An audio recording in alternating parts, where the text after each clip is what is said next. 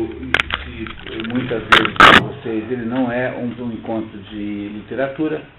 Esse programa não se interessa por aspectos formais das obras de arte, das obras literárias, ele só se interessa pelos aspectos de conteúdo. Quer dizer, então, a única coisa que a gente quer é saber o que significa o livro em questão, qual é o significado que ele tem, qual é o conteúdo, para nós levarmos pela vida fora. Ele é um programa que existe em 4 cidades do Brasil. Ele existe em Paranavaí, em São Paulo, em Curitiba e em Londrina. E ele no Paraná é patrocinado pelo SESI e apoiado localmente pelo CODEP. Essas duas organizações juntas permitem que o programa então possa existir. Esse nosso programa também foi desenhado para que ele não exija a leitura prévia da obra, porque, embora ele seja muito recomendável, nós sabemos das dificuldades práticas de fazê-lo.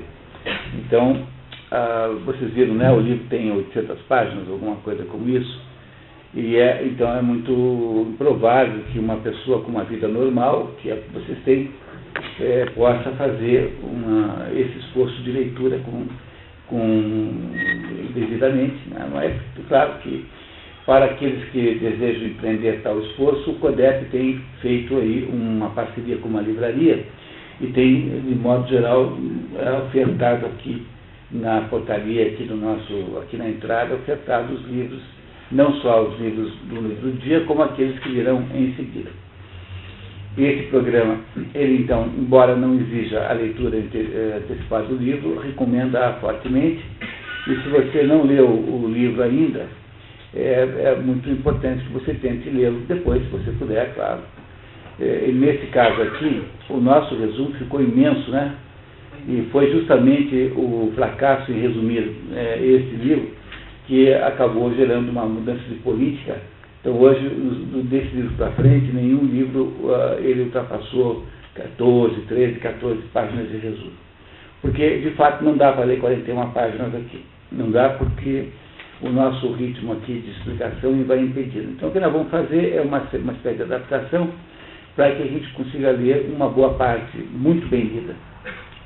O objetivo de ler o resumo é permitir que todas as pessoas, mesmo aquelas que não leram, e aquelas que leram, sempre terão um benefício também, que possam compreender bem a circunstância, como se diz no mundo da literatura, a fabulação da história, assim, como é que é a história em si própria.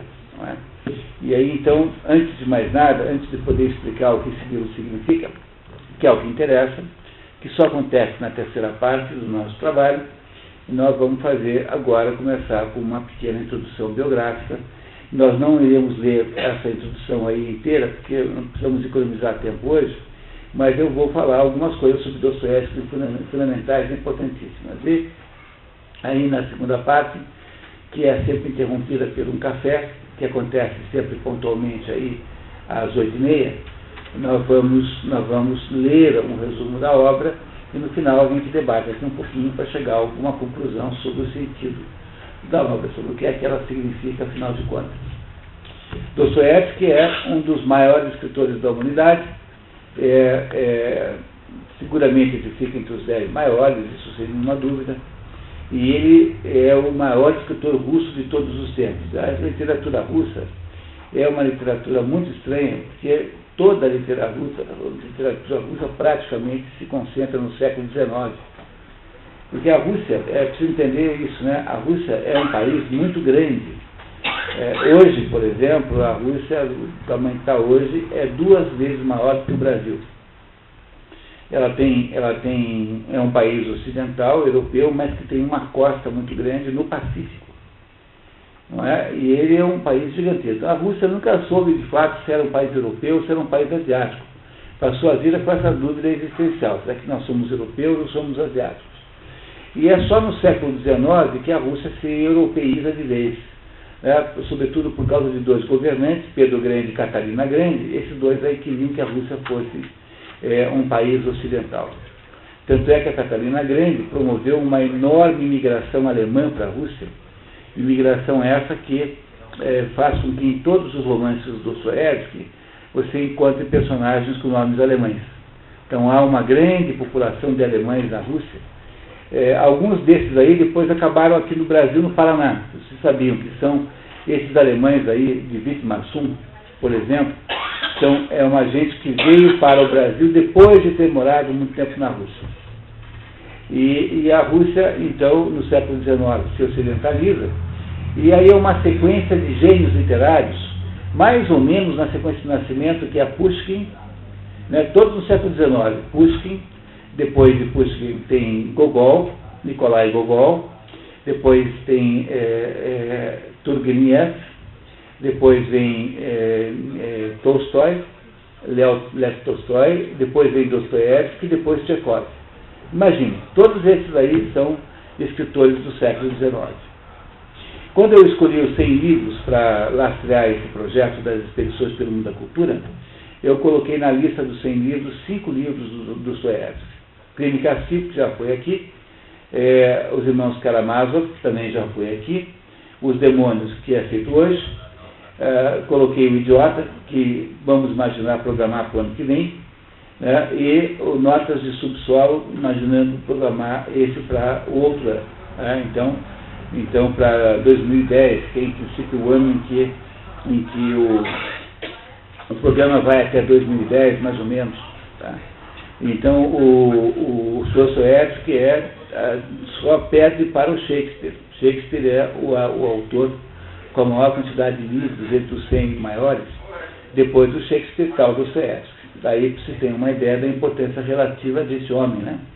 E Dostoiévski teve uma vida muito difícil, uma vida trágica, de que eu vou contar aqui alguns episódios, e vocês compreenderão o que eu quero dizer. Dostoiévski nasceu em 1821, em Moscou, ele é russo, e em 1821 é o ano de nascimento de Dostoiévski.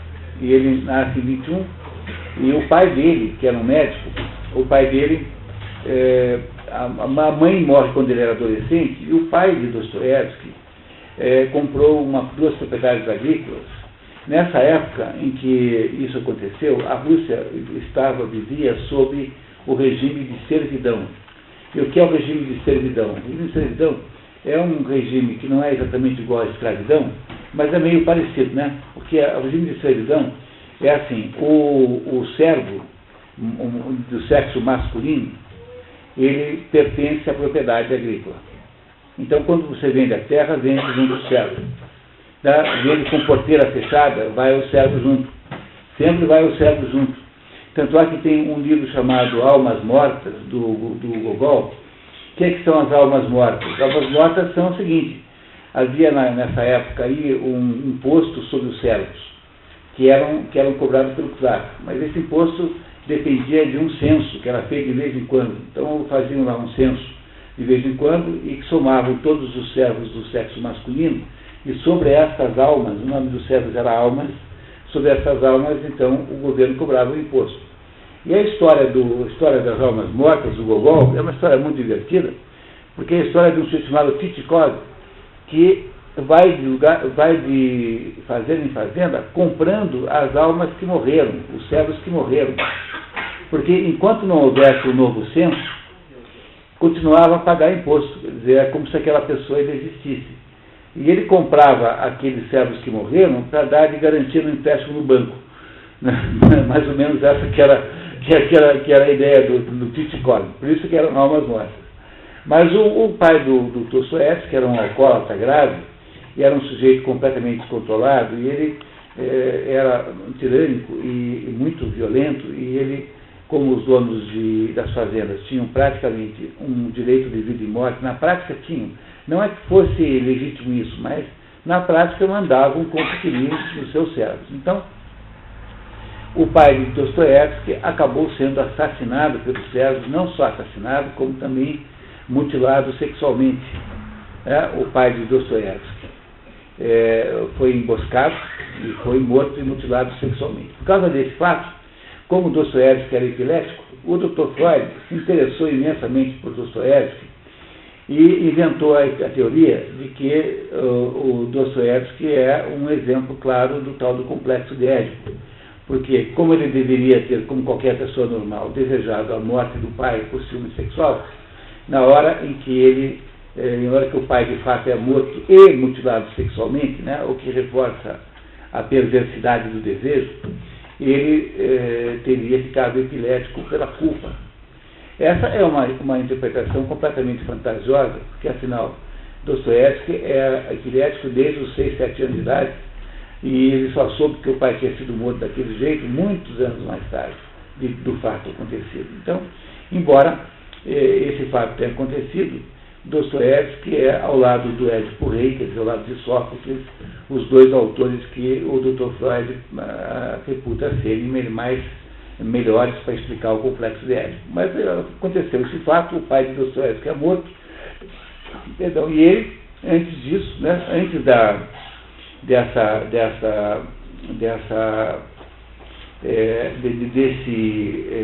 desse episódio, Dostoiévski havia estudado na academia militar para ser engenheiro militar, mas ele abandona a academia militar, porque na verdade ele é um escritor, e ele então passa por uma experiência absolutamente modificadora da sua vida. Dostoiévski, com 20 e poucos anos, adere a um grupo de revolucionários chamado Ciclo Petrachevski. O que era esse pessoal? Esse pessoal era um grupo de jovens, assim mais ou menos, que queriam derrubar o czar. Não esquecer que a Rússia era dirigida por um czar que governava despoticamente. E eles queriam derrubar o governo, mas assim como havia muitos outros modelos naquela época de pessoas que queriam derrubar o governo, né? E o Dostoiévski entrou nesse grupo, liderado por um fulano chamado Petrachevski, e ninguém sabia bem como fazer. No fundo, todos eram socialistas, queriam fazer o socialismo, mas ninguém sabia como fazer isso, porque o socialismo não existia ainda, então era apenas uma ideia. E o grupo é descoberto pela polícia, a polícia secreta do czar, que se chama Okrana, e o grupo, todo mundo é preso, e o Dostoiévski e os seus colegas são condenados à morte. Na hora em que é feita a sentença, o czar entregue uma cópia para o czar, e o czar então escreve na beira assim, comutar para prisão na Sibéria com trabalhos forçados. Só que em vez de irem lá contar para o Dostoiévski que a tal da condenação à morte havia sido comutada, fizeram toda aquela preparação para o fuzilamento, vendaram o Dostoiévski, fizeram aquela contagem, na hora H, alguém falou assim, brincadeirinha! Não, o que é basicamente uma brincadeira de mau gosto, né? Quer dizer, não foi uma brincadeira, foi uma maneira de dar uma lição, assim, naqueles pequenos revolucionários. Mas a verdade é que o Dostoiévski ficou abaladíssimo com isso, e alguns dias depois, no dia 24 de dezembro, ele parte para a Sibéria, onde passou 4 anos numa prisão de trabalhos forçados, e ele conta a experiência que vivenciou lá no livro a memória, Recordações da Casa dos Mortos. Esse livro é um livro impressionante, um dos primeiros livros que ele escreve.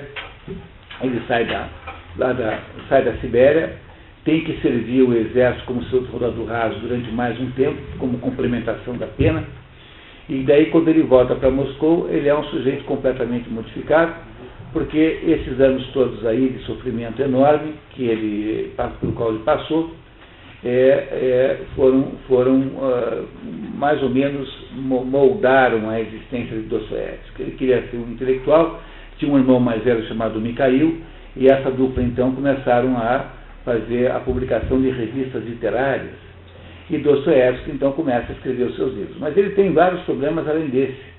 Além de ter perdido a mãe cedo, de ter se perdido o pai nas circunstâncias que perdeu, de ser epilético, ele também tinha um outro problema, que ele era viciado em jogo. Então, toda vez que ele tinha dinheiro, ele perdia todo o dinheiro no jogo. E depois, quando não tinha, ele se endividava até a alma também no jogo. Então, o Dostoiévski acabou sendo vítima de todo tipo de chantagem feita pelos editores, que diziam assim, olha, tudo bem, então você quer esse dinheiro para pagar a dívida? Então você tem tantos dias para me trazer um livro aqui. Se você não trouxer, você assina aqui um papel agora, você vai perder o direito autoral sobre toda a tua obra que fica para mim. Então, os editores chantageavam Dostoiévski e ele fazia, então, livros de modo muito apressado. É por isso que, às vezes, os livros de Dostoiévski dão uma certa impressão de serem mal acabados, assim, não terem o melhor acabamento possível. Mas ele foi escrever um livro mais genial do que o outro, um atrás do outro, e teve 2 mulheres, e foi tendo filhos com elas, e os filhos todos morriam muito jovens. Então, é uma vida muito trágica essa que ele teve. E chega no final da vida, Dostoiévski morre muito cedo, e o Tolstói nasceu antes que ele e morreu depois dele, para vocês terem uma ideia de como ele morreu cedo.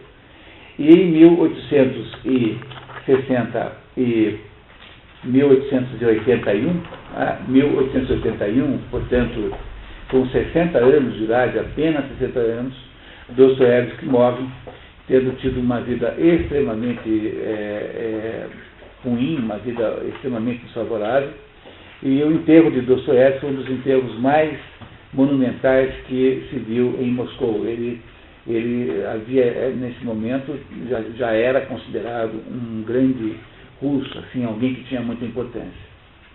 Essa é, em linhas gerais, a vida de Dostoiévski. Ele escreveu uma porção de livros, uma vintena mais ou menos, mas desses 20, se você quer ler apenas o que é fundamental e básico, então existem 5 livros fundamentais. Todos os 5 estão no programa Expedições pelo Mundo da Cultura em Paranavaí. O primeiro, na ordem cronológica, é Crime e Castigo, que é o livro mais ou menos de abertura. Em seguida é o livro O Idiota, o livro mais comovente de todos, o mais bonito de todos, um livro maravilhoso, encantador. O terceiro livro chama-se Os Demônios, esse livro que nós vamos ler hoje. O quarto livro é Notas de Subsolo, que na verdade já não é mais um romance, mas é uma novela. E o quinto e último livro, digamos, dessa lista mínima, que é o último livro que Dostoiévski escreveu, é o livro chamado Irmãos Karamazov, que já foi o primeiro que ele escreveu, Crime e Castigo, e o último já foram alvo de estudo aqui no nosso programa de Expedições pelo Mundo da Cultura. Então, com esse de hoje, nós vamos para 3 livros dos 5 fundamentais de Dostoiévski. E, se vocês não têm nenhuma dúvida ou preocupação, eu precisava contar a vocês um pouquinho sobre a história desse livro aqui. Esse livro aqui foi escrito em função de um acontecimento real, porque havia a Rússia no século XIX, sujeita àquele governo tirânico czarista, era um ambiente rico de entidades revolucionárias de todos os tipos, grupos revolucionários de todos os tipos, entre eles aquele grupo a que Dostoiévski pertenceu, claro que muito jovem, né? Mas entre esses grupos aí, havia lá um dirigido por um fulaninho chamado Nechayev, Sérgio Nechayev. E esse Nechayev, esse grupo funcionava dentro de uma escola superior lá de agricultura, se não me engano, ele um belo dia julgou que um dos participantes do grupo era um espião, sei lá, um agente duplo, que estava... Olá, boa tarde para todo mundo, tá? Então,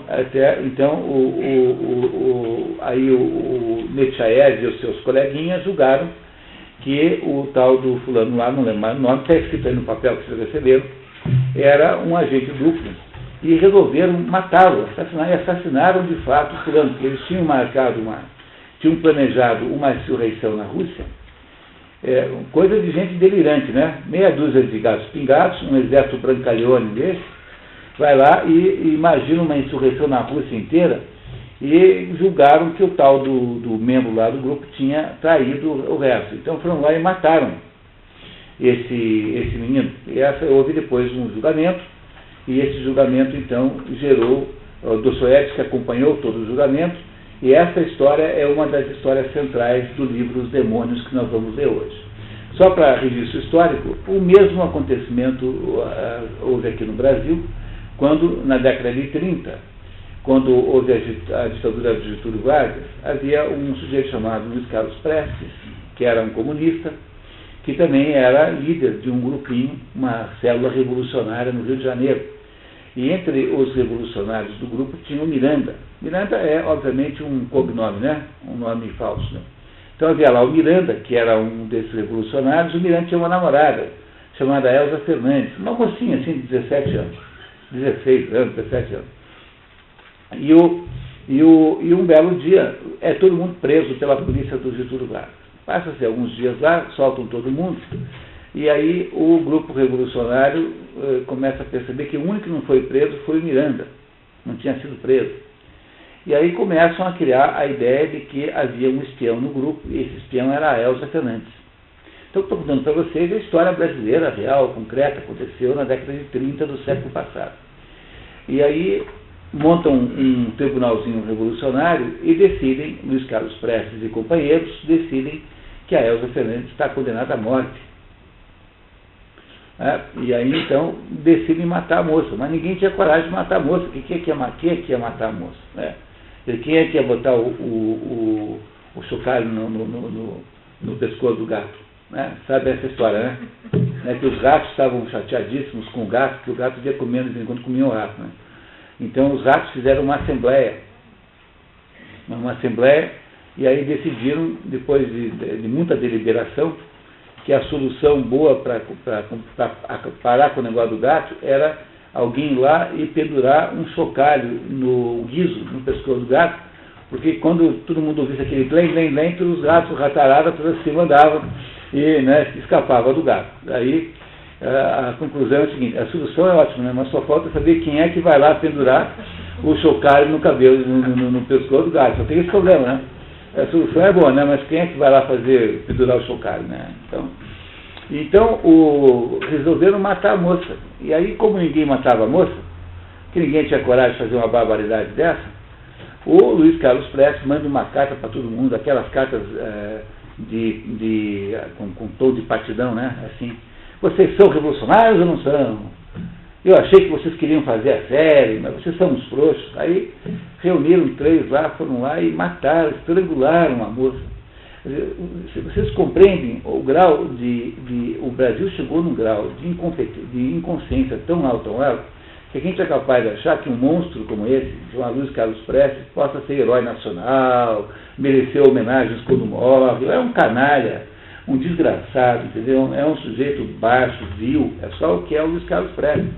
No entanto, nós o transformamos em herói nacional. É o sujeito que vai lá e manda os marmanjos assassinarem uma mocinha. Aí pegaram a moça, trituraram, esquartejaram para poder caber num buraco lá que inventaram. As coisas mais assim escabrosas que eu posso imaginar aconteceu. Então esse acontecimento aqui no Brasil da Elza Fernandes é o acontecimento, né? É o acontecimento equivalente ao acontecimento do assassinato na Rússia, que é de alguma maneira contado no livro Os Demônios. Muito bem, então o que nós vamos ouvir agora é essa história, chamada Os Demônios. Há algumas traduções desse livro em português, como Os Possessos. E aí tem uma polêmica, né? Se é Os Demônios, se é Os Possessos. Bom, a razão pela qual há quem traduza como Possessos é porque as primeiras traduções foram feitas no francês. E o tradutor francês, quando fez a primeira tradução para o francês, chamou de Le Possédé. Le Possédé é os possuídos em francês, ou possessos. E, na verdade, né, rigorosamente falando, o nome russo do livro é Biese. Biese em russo significa demônio mesmo.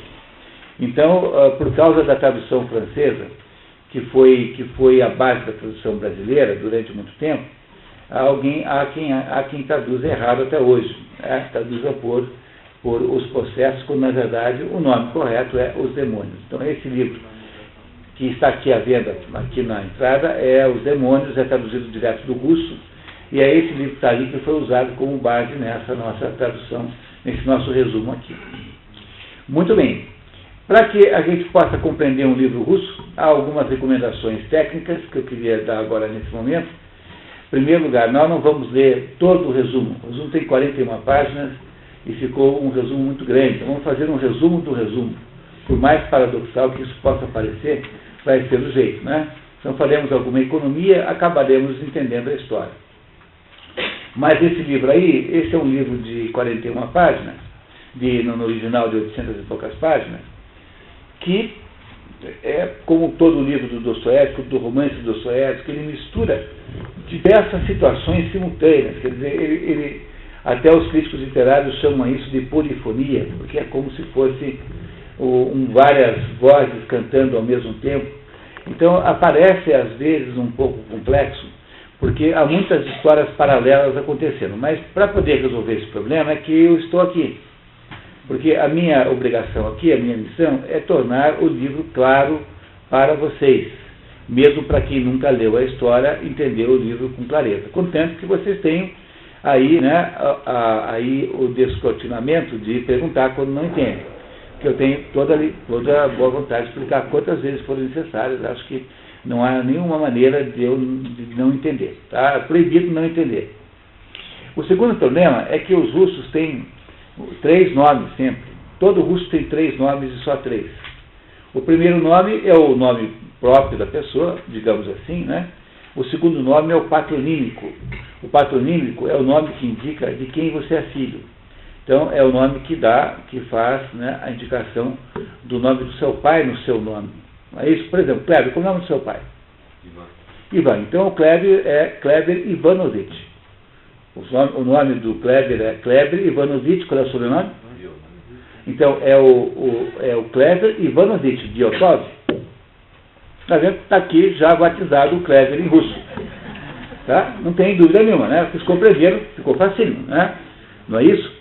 Tá bom? Né? Então, o nome da pessoa é o primeiro nome, o segundo nome é o patronímico, e as mulheres são sempre Nova, né? Se o Kleber fosse menina, seria Ivanova. Agora, como ele é menino, ele pode escolher entre Ivanovich e Ivanov, porque os homens têm essas duas terminações, it e ov. As mulheres só podem ficar com Nova. Então, toda vez que aparece um russo chamado alguma coisa Ova, é porque é mulher. Né? E o sobrenome também, né? O sobrenome também muda conforme o homem e a mulher. Então, como é o meu sobrenome? Vioto, então é Viotov, e a irmã dele chama Viotova. Entendeu? Lindo, né? Eu acho que melhorou o Kleber. Tá. Então, todo russo tem esse negócio. Por exemplo, o nome do pai, o Dostoiévski chama-se Fyodor Mikhailovich Dostoiévski. Significa que o nome dele é Fyodor, né? O pai dele é filho de Mikhailovich, é filho de Mikhail, e Dostoiévski, o nome da família é Dostoiévski. Se fosse a irmã dele, chamaria, por exemplo, Marfa Mikhailovna Dostoiévska. Seria o nome da irmã dele. Então, não tem menor dificuldade. Você veja só, como vocês são sortudos, porque entre os benefícios desse curso aqui, todo mundo vai acabar à noite sabendo falar russo. Né? Tá vendo?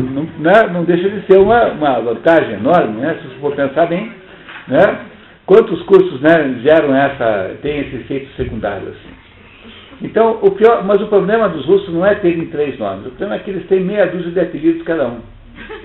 E os apelidos variam assim, de Janjão ou Pedreira, Janjão e Pedreira. Você nunca sabe de quem é que você está falando. É por isso que eu sempre digo que não dá para ler romance russo se você não tiver uma folha de papel do lado, em que você vai escrevendo o nome das pessoas, mais ou menos aglutinando por famílias, por relações de parentesco, de amizade, e vai mais ou menos montando o mapa das personagens, porque senão a gente vai se perdendo.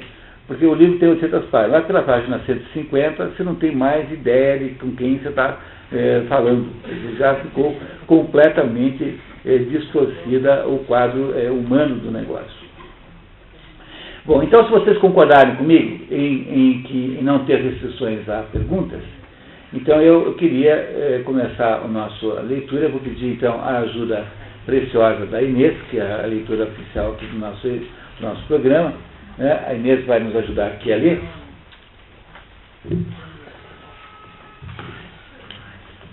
E como primeira medida para economizar tempo, nós vamos pular sempre, né? Os textos que estão colados no livro, né? Porque há a parte de resumo e há textos que são extratos do livro. Então nós vamos pular os extratos e ver até onde a gente consegue ir antes de ter que fazer um pouco de resumo oral. Esses extratos estão no livro, aí na marcação dessa edição que está aí, não é isso? E eu fiz o teste agora, me pareceu que a leitura só do texto resumido é suficiente para entender o livro. Então, que tal? Vocês estão preparados?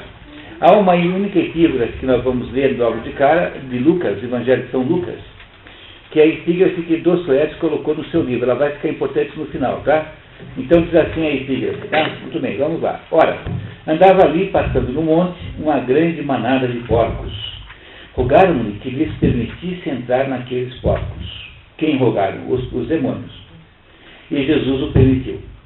Tendo os demônios saído do homem, entraram nos porcos, e a manada precipitou-se despenhadeiro abaixo para dentro do lago, e se afogou. Os porqueiros, vendo o que acontecera, fugiram e foram anunciá-lo na cidade e pelos campos. Então saiu o povo para ver o que se passara, e foram ter com Jesus. De fato, acharam um homem de quem saíram os demônios, vestido em perfeito juízo, assentado aos pés de Jesus, e ficaram dominados pelo terror. E algumas pessoas que tinham presenciado os fatos contaram-lhes também como fora salvo o endemoniado. Lucas. Tá? Essa história, essa epígrafe só faz sentido no fim, quando a gente entende todo o conjunto. Mas o que dizer para vocês antes da gente começar a ler? Então, a história que nós vamos ler passa-se numa cidadezinha do interior. As personagens que estão aí não moraram, ou nasceram ali, moraram ali, mas todas vieram mais ou menos de fora. E elas são personagens que vão sendo apresentadas uma a uma, que são, começa a pessoa mais importante de todas, chama-se Stepan Verkhovensky. O Stepan Verkhovensky é a primeira personagem que aparece aqui. E quem é Stepan Verkhovensky? Stepan Verkhovensky é um intelectual de província, é o sujeito que fracassou na tentativa de ter importância na capital e que mudou-se para a província depois de uma série de circunstâncias, onde vive assim mais ou menos parasitariamente na casa da dona Varvara, que é uma mulher nobre, rica, que o mantém lá, mais ou menos o sustenta como um luxo assim que uma pessoa rica tem, de ter um velho intelectual na sua casa, né? Isso é mais ou menos como se vocês ficassem ricos e contratassem um chacrinha, assim, depois de velho, para morar na sua casa. Acho que não era uma boa ideia, né? Então, mas é uma coisa de rico, assim, para parecer assim, chique, tal, tendo um velho professor em casa, né? E essa é a primeira personagem que aparece aí. Vão aparecendo as demais personagens e vai se criando nessa cidadezinha um clima extraordinariamente perigoso.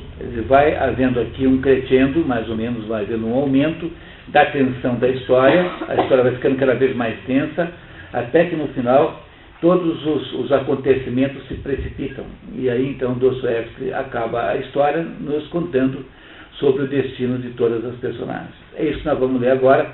Eu vou sempre fazer interferências quando me parecer que esclarece, mas é imprescindível que vocês façam as perguntas sempre com toda a liberdade, terem o maior prazer em responder. Tá certo? Inês, você está pronta? Pronta. Que bom, então vamos lá, né? Então tá. Primeira parte. Aviso de introdução. Alguns detalhes da biografia do honorabilíssimo Stepan Trofimovich Verkhovensky, né? Vamos ouvir essa palavra muitas vezes. Então, daqui a pouquinho vocês já decoraram os nomes. Sabemos que o nome dele é Stefano, né? Stepan. Sabemos que o pai dele chama como? Trofim, deve ser, né? Trofim, né? Trofimovich é porque ele é filho de Trofim. E o sobrenome da família dele é Verkhovensky. Então, todo russo tem nome feito assim. Se ele fosse mulher, fosse Marfa, seria Marfa Trofimovna Verkhovenská, seria o nome dele se ele fosse mulher. Tá? É sempre fácil, facílimo, tá vendo?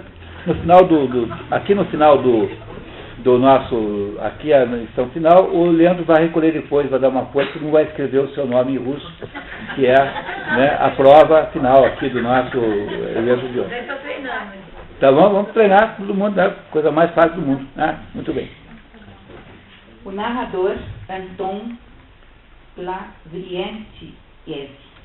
GV. Como ele é homem, poderia ser também Lavrentievich, se quisesse mudar para outro nome, né? Poderia ser. Esse narrador não tem a menor importância, ele só é o narrador, ele não tem nada a ver com a história, nem lembra mais que ele existe, que não tem importância nenhuma. Para iniciar a descrição dos acontecimentos recentes e muito estranhos ocorridos em nossa cidade, indicada apenas pela terminação ski. Começa... por exemplo, como se fosse Tempinski, né? Então ele não quer dizer a cidade porque ele, na verdade, inventou uma cidade, ele não quer que haja especulação. Começa descrevendo biograficamente Stepan Trofimovich Verkovensky. Vamos ler essa aqui, porque é importante logo no início, depois a gente vai pulando esses pedaços que são extratos do livro. Digo sem rodeios. Entre nós, Stepan Trofimovich sempre desempenhou um papel, por assim dizer, cívico, e gostava apaixonadamente desse papel, a ponto de me parecer que sem ele nem poderia viver. Não é que eu o equipare a um ator de teatro, Deus me livre, ainda mais porque eu mesmo o estimo. Tudo aí podia ser questão de hábito, ou melhor, de uma tendência constante e nobre para acalentar desde criança o agradável sonho com a sua bela postura cívica. Por exemplo, gostava sumamente de sua condição de perseguido e, por assim dizer, deportado. Nessas duas palavrinhas há uma espécie de brilho clássico que o seduziu de vez e depois, ao promovê-lo gradualmente ao longo de muitos anos em sua própria opinião, acabou por levá-lo a um pedestal bastante elevado e agradável ao amor próprio. Esse Verkovensky é um sujeito que tem-se em conta de um sujeito perigosíssimo, que está no campo porque ele está deportado pelas autoridades, quando na verdade nunca ninguém deu a menor bola para ele. Ele nunca foi visto como um sujeito perigoso e que passou a vida achando-se um revolucionário que de fato não é. Então ele é um sujeito autoiludido, mais ou menos, que acha que ele é perigoso. Quando houve aqui a Revolução de 64, tem um jornalista famosíssimo em Curitiba, não posso contar o nome, porque fica chato fazer fofoca aqui, né? Vocês vão parecer que eu sou o Leão Lobo aqui dando aula aqui. Entendeu? Tenha dó. Então não direi quem é, mas todo mundo ia preso, menos ele. Né? O governo militar prendia todo mundo. E ele estava ficando muito constrangido com aquilo, porque ele se achava um sujeito de esquerda perigosíssimo. E ninguém prendia. Aí ele um dia pegou e começou a ligar para a polícia denunciando ele mesmo. Olha, no telefone público, tem um sujeito aí perigosíssimo, que é o tal do fulano. Porque ele tinha que ser preso de qualquer jeito, porque como é que podia ficar sem ser preso? Não dava certo, não combinava com o revolucionário não ser preso. Então esse Stepan é parecido com esse sujeito aqui. Ele se acha perigosíssimo, mas na verdade ele é apenas um sujeito fracassado. E que vai morar nessa cidadezinha por falta absoluta de ter conseguido qualquer coisa que em um lugar maior assim. Então ele foi lá mais ou menos com um prêmio de consolação. Tá? Inês, por favor. Apesar de se ter como perigosíssimo Stepan Trofimovich Verkovensky, nunca havia representado uma ameaça social, tendo morado 20 anos na província sem nunca ter estado sob vigilância. Que era comum no governo czarista. Havia a polícia secreta, chamada Ucrânia, que era uma polícia terrível, e a Ucrânia vigiava todo mundo que tinha potencial de revolucionário, porque havia pressões revolucionárias enormes durante todo o século XIX na Rússia. Então a personagem aqui, não ter sido nunca vigiado pela polícia, é apenas mais um sintoma de que ele era visto como um velho bobo, né, que não tinha nenhuma importância. É isso que ele era naquele momento. Uma curiosidade, como é que esses movimentos apareceram? Partindo da onde perceberam?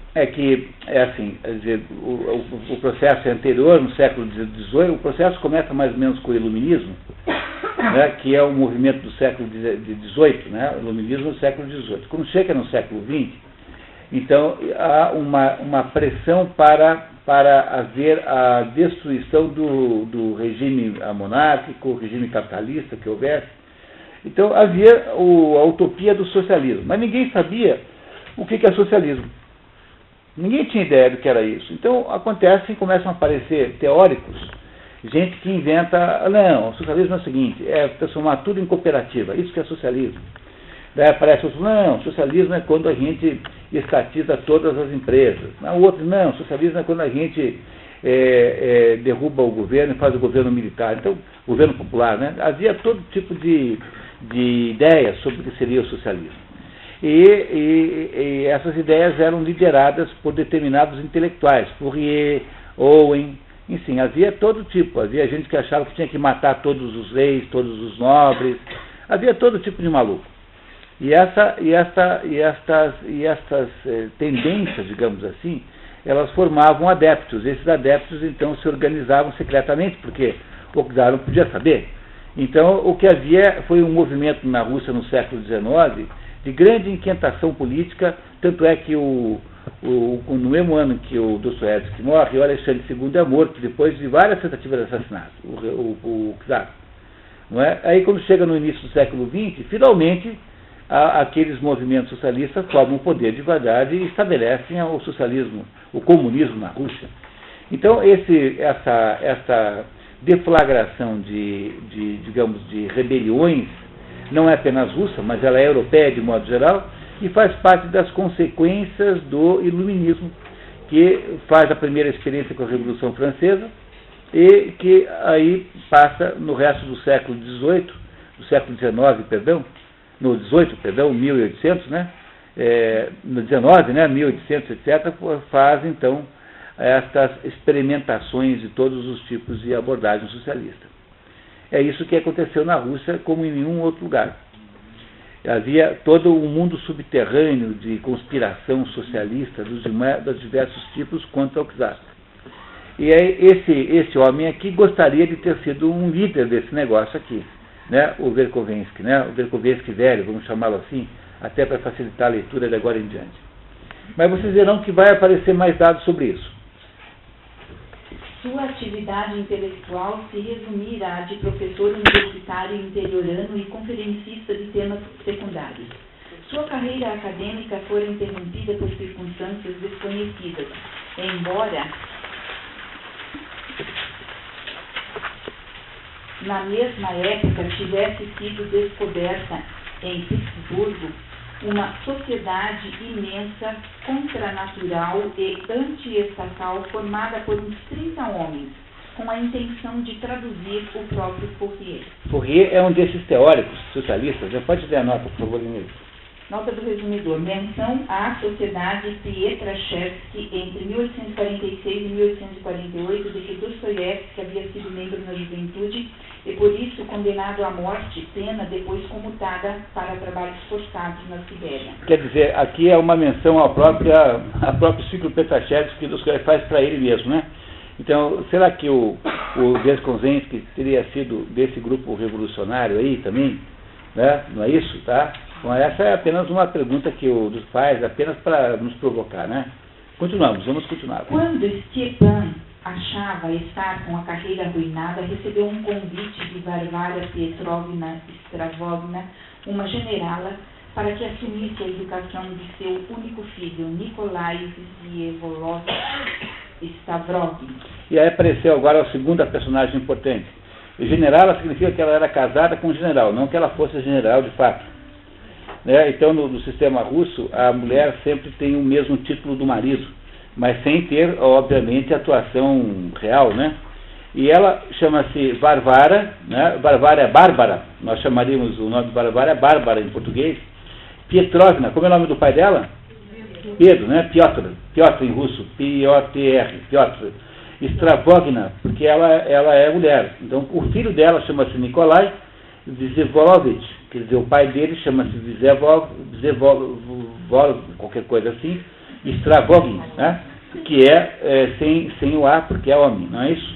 Então, a tal da Bárbara, havia contratado convidou esse intelectual fracassado para ir morar lá na residência dela no interior, uma residência muito rica, né? E para dar aulas para o Stravogin, que o Stravogin é a primeira personagem importante que aparece aqui. Continuamos. Stepan havia recém-enviuvado de uma mulher de que estava informalmente separado e lhe havia deixado um filho de 5 anos que ele não via fazia 3. O menino, Piotr Stepanovich, Wierkowiecki seria criado por tias distantes, num cafundó. Por que ele chama Piotr Stepanovich? Porque o pai dele é o Stefan, não é isso? Não é isso? Entenderam? Tá vendo? O pai dele chama-se Stepan, por isso que ele tem que chamar Stepanovich. E esse aí, Piotr Wierkowiecki, que é a terceira personagem importante da história. Então veja só, queria ajudá-los a entender o livro. Então o primeiro personagem importante é o velho Wierkowiecki. Esse velho Wierkowiecki teve um filho, chamado Piotr. E o velho, depois que não consegue nada na vida, é convidado pela Bárbara para ir morar lá no interior lá com ela e para dar aula para esse jovem aqui, Stravogin, que é filho da Bárbara. Então essas três personagens aí são as três personagens centrais da história. O velho Wierkowiecki, o jovem Wierkowiecki, que chama-se Piotr, e o Stravogin. Esses são as personagens centrais. Imagina-se que os dois tenham mais ou menos a mesma idade, os dois jovens. Não é isso? Tá? Tenham mais ou menos a mesma idade. Stepan recusou a oferta de Varvara e casou-se de novo com uma alemã de Berlim, que faleceria repentinamente um ano depois. Viúvo pela segunda vez, Stepan decidiu afinal aceitar a proposta da aristocrata, mudou-se para Ski e iniciou uma relação que duraria 20 anos. Ski é sempre a cidade que não sabemos o nome, alguma coisa Ski, né? Muito bem. Então, depois que ele fica viúvo, ele muda e vive 20 anos, então, na casa da Bárbara. Além da educação do jovem Stavrogin, Stepan também foi preceptor de Dária, filha de um criado e protegida de Varvara, e de Lisa, filha de Praskovia Ivanovna Drozdova, uma nobre local, amiga de infância de Varvara. Como é o nome do pai da Praskovia? Ivan, não é? Não é isso? Tá? Se fosse homem seria Ivanov, mas como ela é mulher, é Ivanova. Se alguém estava procurando um nome bacana para uma criança, ó, Praskovia, tem, né? É perfeito, né? Praskovia Bacanelli, né? Tal, muito bem. Tá? Muito bem. No verão, o professor morava numa casa ao lado do solar de Skovrienchik, a magnífica fazenda dos Stavrogins, ao lado da qual tinha uma pequena propriedade herdada da primeira mulher e que por direito pertencia ao seu filho Piotr. Sustentado por Varvara, Stepan exercia sua influência intelectual sobre um grupo de locais que se reuniam às terças-feiras à noite numa espécie de clube, de círculo. Stepan tinha também o vício do jogo, cujos azares a aristocrata bancava. Compensava a generosidade dela escrevendo-lhe inúmeras cartas, às vezes 2 ao dia. Então, aquele revolucionário, né, reduziu-se a ser o quê? O professor do filho e dos criados protegidos de uma nobre rica do interior, e às terças-feiras tinha uma reunião lá de tomar vodka e falar sobre assuntos intelectuais, portanto, completamente inócuo, né? Não é isso? E ela, então, bancava o professor e ele recebia como compensação, escrevia cartas muito densas, muito românticas, embora esses dois aqui tenham uma relação platônica, eles não são amantes, tá? Mas ele recebia cartas ali de agradecimento para ela, para a Varvara. Aí vamos pular, por favor, Inês, essa parte transcrita. É verdade, as relações, né?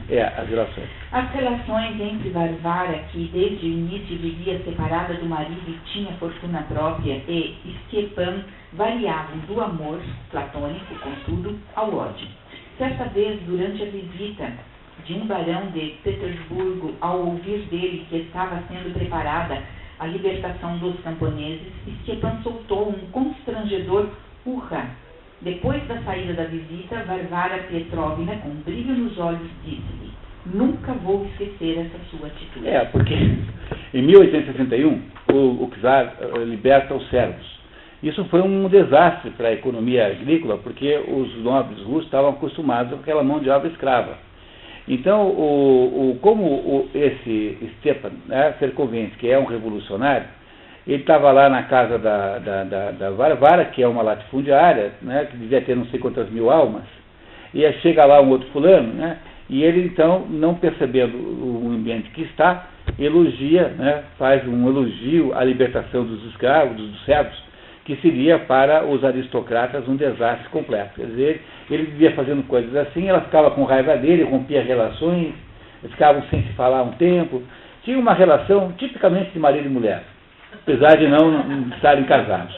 Entendeu? Uma relação assim de pequenos momentos entre as brigas, assim, momentos de felicidade, né? Tipicamente marido e mulher, completamente típica. Muito bem. Continuamos. Quando o tenente-general Stavrogin morreu em maio de 1855, a caminho da Crimeia, ocorreu a Stepan se não estaria a inconsolável viúva depositando esperança nele na expectativa de que no final de um ano de luto ele lhe fizesse uma proposta de casamento? Antigamente, até agora há pouco tempo, ninguém casava antes de um ano de luto, né? Mas essa ideia de casar na semana seguinte ao enterro do marido é uma ideia bem moderna. Né? Antigamente não era assim, quer dizer, ninguém ousava casar de novo antes de um ano de luto. Isso não era tão velho assim, até, 40 anos era assim, 50 anos era assim. E aí é o único momento que o Stepan sonhou, teve alguma veleidade amorosa com a Varvara. Quando ela ficou viúva, ela não morava com o marido, né? E ele imaginou que talvez fosse o caso de casar com ela. Né? É isso que ele está contando aqui. Apesar de nunca ter havido de fato uma proposta, certa vez Stepan lhe tirou olhares insinuantes e ela reagiu mal. Nunca vou esquecer isso da sua parte. Varvara vestia e cuidava de Stepan como uma mulher cuida do marido, e toda vez que se desentendiam, o professor caía doente. Além disso, Verkovensky chorava com frequência. Durante o exílio em Ski, algumas vezes Varvara tentou ressuscitar o amigo nos círculos intelectuais de Petersburgo, de onde surgiam rumores inquietantes sobre novas ideias. Petersburgo é a capital da Rússia. A capital da Rússia, historicamente, sempre foi Moscou. Mas aí o Pedro Grande pegou um pântano, saneou um pântano e criou uma cidade planejada, inventada para isso, e montou São Petersburgo como capital, coisa que não era antes, sabe? É uma cidade planejada, assim, inventada do zero. E aí, nessa altura aqui, São Petersburgo é a capital da Rússia. E ela só deixará de ser em 1917, quando houve a Revolução. Passa para Moscou, então. Aí, em 17, volta para Moscou, né? Não passa, volta para Moscou. Então, a Varvara queria que o seu amigo Verkovensky, né, o velho Verkovensky, fosse bem sucedido. E tentou fazer alguma coisa para isso. No professor ardia o sonho de juntar-se ao movimento e mostrar suas forças. Varvara, que se considerava livre e pensadora, até cogitou de financiar uma revista exclusivamente para Stepan, até mesmo para restabelecer suas próprias relações com a sociedade da capital, enfraquecidas desde seu distanciamento do falecido marido. Contudo, as tentativas de Stepan em Petersburgo de atrair para os salões de Varvara a liderança intelectual do novo movimento acabaram frustradas. Pode falar. Stepan Trofimovich, apesar dos incentivos de Varvara, o senhor ainda é útil, o senhor ainda vai aparecer, o senhor vai ser apreciado em outro lugar. Chegou ao fundo do poço quando certos intelectuais que estavam sendo cogitados para escrever na nova revista o recusaram como editor. Stepan passou ainda certo tempo em Berlim, em nova tentativa de recuperação da importância intelectual, mas conseguiu apenas frequentar a vida mundana e estéril dos russos expatriados na Alemanha. Às expensas de Varvara, é claro. Voltou fracassado a Ski, confessando ao narrador: Je suis un simple parasite et rien de plus. Mais rien de plus. Eu sou um simples parasita e mais nada. Eu sou um fracasso. Então, a tentativa que ele teve de se ressuscitar como intelectual não deu certo. Aí voltou para Varvara, e como todo nobre russo do século XIX, você fala as coisas essenciais em francês, né? Então, a língua culta da aristocracia russa é o francês. Então, eu sou um parasita, eu sou um fracasso, eu sou um homem que perdeu tudo, eu não valho nada. E volta para continuar vivendo às custas da Varvara. Muito bem.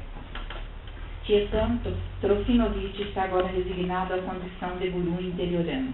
Varvara também desistira de passar temporadas em Petersburgo, contentando-se apenas com manipular o governador Osipovich, maior autoridade local. O círculo de Stepan, que tinha dimensão intelectual de província, reunia pessoas muito heterogêneas. O mais antigo membro do círculo era Liputin, homem maduro, intriguento, casado em segundas núpcias com uma jovenzinha. Havia também Chatov, expulso da universidade por razões não explicadas e filho de um antigo camareiro de Varvara, que não gostava do rapaz, embora protegesse Daria Chatovna, sua irmã. Lembra que quando o Verkovensky vem para a cidadezinha, ele vem para ser professor do filho dela, que é o Stravogin, e de uma menina chamada Daria, que é essa daí, que é irmã desse Chatov. Esse Chatov, então, ambos eram filhos de um empregado lá que ela tinha, e ela protegia a moça, mas não protegia o Chatov. O Chatov terá importância grande na história, preste atenção nele. Estão entendendo a história, pessoal? Estão entendendo? Mais ou menos? Suficiente para andar? Então vamos lá, continuamos. Eu estou me esforçando aqui de fazer confissões aqui obscenas e indecentes sobre os personagens, para vocês pegarem a história, tá? Então, não se constrange de me perguntar aqui detalhes eróticos sobre os personagens, que eu inventarei alguns, tá? Eu inventarei todos os necessários, tá? Muito bem. Chatov havia casado e descasado em 6 semanas e depois partido para o estrangeiro, incluindo a América, onde havia rejeitado suas antigas convicções socialistas e as trocado por uma visão religiosa da missão do povo russo. Pobre, vivia de biscates. Outro membro do círculo era Virginsky, casado com uma mulher biblioteira que teve um caso com o capitão reformado Lepiadkin, pessoa suspeita na cidade e frequentador ocasional do círculo. O capitão frequentava assintosamente a residência do casal com a complacência do marido. Não fui eu que falei isso agora. Essa não é, essa que está escrito aqui. Essa não é da minha responsabilidade, tá? Muito bem. Está descrevendo quem? As pessoas que ficavam naquele círculo que era mais ou menos liderado pelo Verkovensky, né? Que era um círculo de pessoas da província, não tem ninguém ali muito importante, mas gente que se reúne terça-feira lá para tomar vodka, para encher a cara, conversar, falar sobre ideias, e quem os conduzia, né, quem os dirige é o Stepan, o velho professor. O círculo, liderado por Stepan e frequentado pelo narrador, incluía também visitantes casuais como o judeu Lianchin, o capitão Kartuzov e o padre católico exilado Slonzevich. Sobre o clube, o narrador nos conta. Não tem importância, vamos passar esse pedacinho aí. E vamos direto ali para nos momentos. Nos momentos mais ébrios, o grupo cantava a Marsellesa com acompanhamento de Lianchin ao piano e sempre festejava o 19 de fevereiro. Pode ler, Nata. Data da libertação por Alexandre II dos sérvios em 1861. Que é o mais importante data do século XIX na Rússia. Essa é a data mais importante de todas, porque foi isso que mudou a cara da Rússia. Quando os sérvios foram libertados, não precisavam mais agora serem ativos, né, operacional das fazendas. Né? Então, eles tomavam pó e cantavam a Marselhesa, como se a sua pátria intelectual fosse a França. Né? E é apenas a revelação de quanto um russo, nessa altura do campeonato, tinha pouca noção da sua própria individualidade, né? O quanto a Rússia era uma entidade em dúvida sobre a qual mundo ela pertencia. Tomavam então um porre e tal e cantavam e comemoravam sempre o dia da libertação lá dos sérvios. Continuamos. Quando se começava a falar de nacionalidades, Stepan ensinava. Não é importante, vamos lá para o professor também esclarecer. O professor também esclarecia que acreditava em Deus, mas não do modo como sua criada Anastácia acreditava. Sou antes um pagão antigo como o grande Goethe ou como um grego antigo, mas Chatov via as ideias de Stepan de modo diferente e acusava o círculo de não levar o povo em conta. E agora o que o Chatov diz agora é importante a gente ler, tá? Então o Chatov agora, que é aquele que tinha ido para os Estados Unidos e deixou de ser socialista para ser uma espécie de religioso, né? E agora vamos ver o que o Chatov diz. Mas aquele que não tem povo também não tem Deus. Saibam ao certo que todos aqueles que deixam de compreender o seu povo e perdem os seus vínculos com ele, na mesma medida perdem imediatamente também a fé na pátria, se tornam ou ateus ou indiferentes. Estou falando a verdade. É um fato que se justifica. Eis porque vocês todos e nós todos somos agora ou uns abomináveis ateus ou indiferentes. Uma porcaria depravada e nada mais. E o senhor também, Stepan Trofimovich. Eu também não o excluo o mínimo. Falo inclusive a seu respeito. Fique sabendo. Estas dissidências, no entanto, nunca representavam rupturas, e mesmo que Chatov teatralmente rompesse com o círculo depois delas, faziam-se as pazes automaticamente. Muito bem, então vou fazer um pequeno resumo aqui da história para a gente não se perder. O Verkovensky é esse velho que, depois de não ter conseguido nada, é chamado pela Varvara, que é uma livre pensadora. Ela se autodenomina livre pensadora, com isso que se quer dizer uma pessoa aberta a ideias novas, enfim, uma pessoa que está dentro daquele contexto de, até mesmo de contestar o poder, ou seja, uma pessoa receptiva até mesmo à revolução. Chamou esse Verkovensky, velho intelectual, que virou um guru de aldeia. E lá ele fez o quê? Ele criou, ele antes de viajar, teve um filho, e esse filho ele não mal conheceu, chamado Piotr, e esse filho foi criado nos cafundós, por umas parentes. E esse filho então fez o quê? Esse filho não apareceu mais por enquanto. A Varvara contratou o Stepan para ser professor do seu filho, que chama-se Stravogin, e para ser professor também lá de uma moça chamada Daria, filha de um camareiro antigo, que ela protegia. Não é? E o Stepan, nessa cidadezinha aí, é o líder intelectual da cidade, porque é uma cidadezinha de nada. E ele é o único que tem, assim, alguma formação intelectual. Então ele se reúne lá às terças-feiras com um grupo lá de pessoas muito heterogêneo, sendo que deles o mais importante agora é esse Chatov. O Chatov é irmão da Daria, que é protegida lá da Varvara. E ele era um socialista, como a maioria dos russos jovens eram, mas foi viajar para os Estados Unidos e voltou com uma ideia de fé religiosa, e está aqui agora até mesmo acusando o próprio líder do grupo de estar errado, de ser apenas uma porcaria, de não ser nada.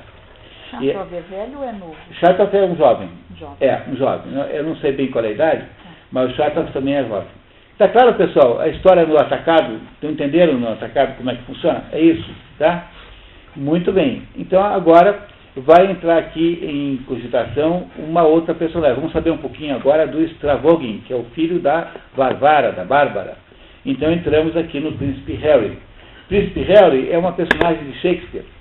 É aquele fulano que é o Falstaff. O Falstaff é um homem que aparece em 2 ou 3 peças históricas do Shakespeare, que é um sujeito assim mundano, um pouco pilantrão, mas em compensação ele é um conselheiro assim muito útil, e ele mais ou menos é preceptor desse Harry. Esse Harry é o Henry, que depois será o Henry, o príncipe Henry. Então aqui o Dostoiévski está fazendo uma comparação com uma personagem de Shakespeare, e vamos entender por que já já. O príncipe Harry, pedido de casamento. Stepan havia sido um preceptor muito próximo de Nikolai Vsevolodovich Stavrogin. Os dois se lançavam nos braços um do outro e choravam. Distanciaram-se quando Nikolai partiu para o liceu com 16 anos. Com a ida posterior do rapaz para o exército, a separação de Stepan e seu discípulo foi quase total. No entanto, começaram a chegar a esqui rumores estranhos. Pode ler aquele comentário. O jovem havia caído na pândega de um modo meio louco e repentino. Esse jovem é o Stravogin, filho da Varvara, né? Não é que jogasse ou bebesse muito, contavam apenas sobre alguma libertinagem desenfreada, sobre pessoas esmagadas por cavalos trotões, sobre uma atitude selvagem com uma dama da boa sociedade, com quem mantinha relações e depois ofendeu publicamente. Nesse caso havia algo francamente sórdido, até demais. Acrescentavam, além disso, que ele era um duelista obcecado, que implicava e ofendia pelo prazer de ofender. Esse é o Stravogin, aquele que foi educado pelo velho Verkovensky e que estava desaparecido, porque foi para o exército e desapareceu. Não voltou ainda na história. Né? Stepan consolava a amiga dizendo tratar-se apenas do príncipe Harry caindo na farra com Falstaff. Point e Mistress Quickly. Pode ler a Nota nota. do resumidor. Referência a personagens do drama Henrique IV de Shakespeare. No entanto, chega a grave notícia de que Nicolai, depois de ter matado um adversário em duelo, havia sido degradado a soldado e deportado para um remoto regimento da infantaria. Em 1863, no entanto, havia recebido uma condecoração e novamente promovido a oficial, mas pedira baixa e como que sumira. Chegavam mais boatos. Pode ler. Descobriram que morava com uma estranha companhia que estava ligada a uma certa escória da população de Petersburgo, a uns funcionários descalços, a militares reformados que pediam esmola com dignidade, a bêbados que frequentavam suas famílias imundas, passava dias e noites em favelas escuras e sabe Deus em que vielas, tornara-se desleixado, andava esfarrapado, logo gostava disso. Não pedia dinheiro à mãe. Tinha a sua fazendola, uma ex-aldeota do general Stavrogin, que, pelo menos, alguma renda lhe trazia e que, segundo boatos, ele havia arrendado a um alemão na Saxônia. Então, qual é a impressão que vocês têm do Stavrogin? Boa ou ruim? Não é uma boa impressão, né? Quer dizer, esse Stavrogin que era muito ligado ao Stepan Terkonzensky e que havia sido treinado por ele, educado, só vinham boatos de São Petersburgo que o menino andava sempre na maior bandalheira, tal, caindo do mundo, tal, que tinha coisas graves acontecendo, que tinha sido degradado a soldado, uma coisa grave, que era duelista, e que ele era uma pessoa, assim, de maus hábitos, né? Uma pessoa de comportamento condenável, não é isso? Chegam os boatos para a cidadezinha de Ski, embora não saibamos de fato o que aconteceu com o Stavrogin.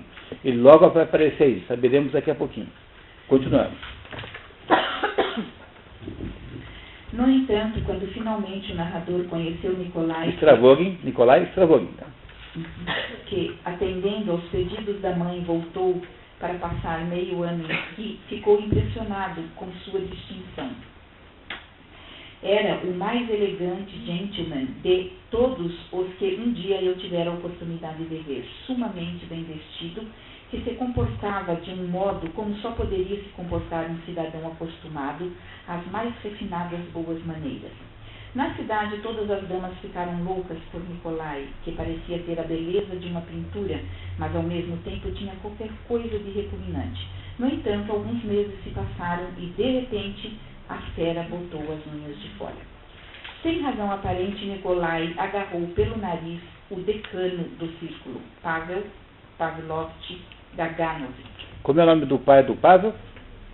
Pavel. Pavel. Pavel Pavlov. Tá?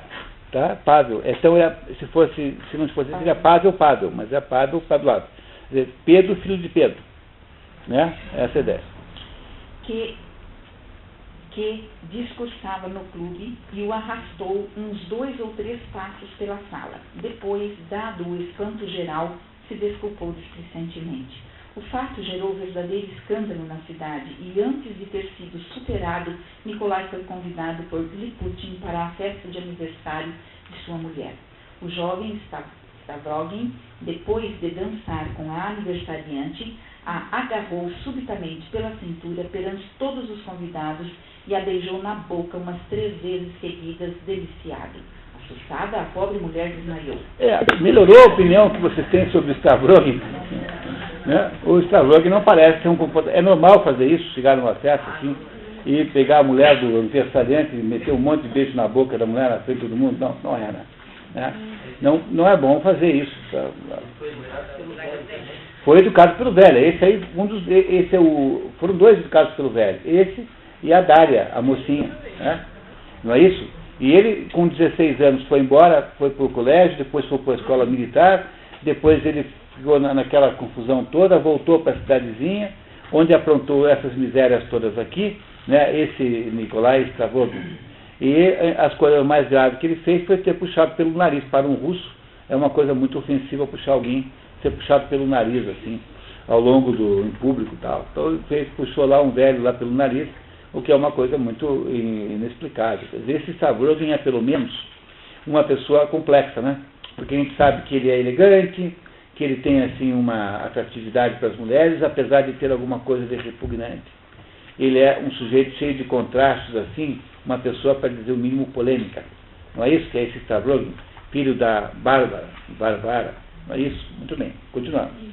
Por fim, o incidente mais grave. Ao ser interrogado pelo governador Osipovich sobre seu comportamento, Nikolai inclinou-se para o ouvido do homem, como se fosse lhe contar um segredo, e prendeu-lhe a parte superior da orelha com os dentes e apertou-a com bastante força. Nikolai foi preso. Teve crise de delírio na prisão, foi diagnosticado doente e passou 2 meses acamado na casa da mãe. É uma coisa normal? Alguém chega no prefeito assim, e morde a orelha do prefeito, de propósito, assim? Não é uma coisa muito normal, né? O Stavrogin fez isso também. Então, feito isso, ele é mandado embora, convenientemente, passar uns tempos fora do lugar, porque não deu certo a volta. Aqueles 6 meses que ele passaria ali não deram certo, né? Aparentemente não deu certo. Muito bem. Continuamos. Após este episódio, Nikolai viajou por 3 anos e meio, de sorte que quase havia sido esquecido na nossa cidade. Notícias suas acabaram vindo da amiga da infância de Varvara, Praskovia, que comunicou a Varvara de Paris que Nikolai estava frequentando sua casa na capital francesa e que tornara-se próximo de sua filha Lisa. Há uma nova personagem agora, a Lisa. A Lisa é uma mulher muito bonita, muito desejada, e que será mais ou menos a figura feminina dominante durante toda essa história aqui. Então, só se sabe do Nikolai Stavrogin novamente quando a Praskovia, amiga da Varvara, diz: olha, seu filho esteve aqui na minha casa em Paris, tal. São russos ricos, né? Aristocracia, com muito dinheiro, casa na Suíça, casa na França, casa não sei aonde, em Moscou. E aí, então, o Nikolai, aparentemente tem-se aí a impressão que o Nikolai e a Lisa estão namorando. O que seria uma coisa muito boa, porque tanto a Praskovia quanto a Varvara adorariam que os seus filhos casassem, porque eram amigas de infância e são pessoas lá importantes na mesma cidadezinha. Está claro para vocês a história? Estão entendendo isso? É uma história que exige um pouco de atenção, mas aos pouquinhos vocês não tenham dúvida que vão entender tudo. Eu demorei só 2 anos e meio para entender isso. Não, estou brincando, tá? É bem fácil, a gente vai entender com a maior facilidade. Vamos lá. Anunciou também que iriam passar temporada na Suíça. Varvara fez as malas e, com sua protegida Dária, irmã de Chatov, partiu para a Suíça para reencontrar o filho. Enquanto isso, chegava à cidade o novo governador, Andrei Antonovich von Lemke. Esse tem nome alemão, né? Esse já é alemão, tá? Cuja mulher, Yulia Mikhailovna, era parente de Praskovia e controlava o marido, mais jovem que ela, por ter influenciado sua nomeação. Stepan aproveitou para se iludir um pouco, imaginando que àquela altura já o tivessem denunciado como homem perigoso ao novo governador e que ele poderia esperar perseguições. Então, quando vem o governador novo, o Stepan fica todo animado, porque falou assim: bom, agora esse aí sim vai me perseguir. Finalmente alguém vai me prender.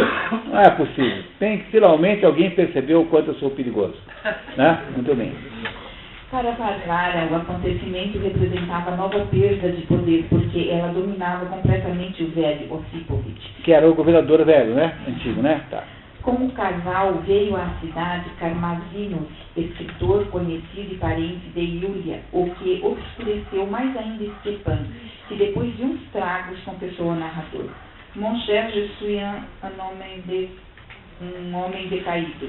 Porque agora, além do novo governador não persegui-lo, trouxeram ainda um escritor que vai concorrer com ele na sua posição de intelectual mais importante do lugar. Entenderam a desgraça?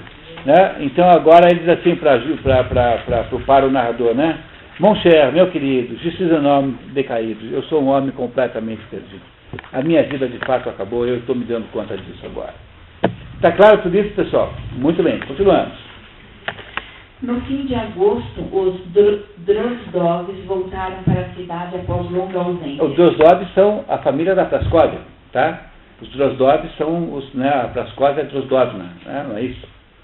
Quando reencontra Varvara, Praskovia lhe diz que algo havia acontecido entre a filha dela, Lisa, e Nikolai.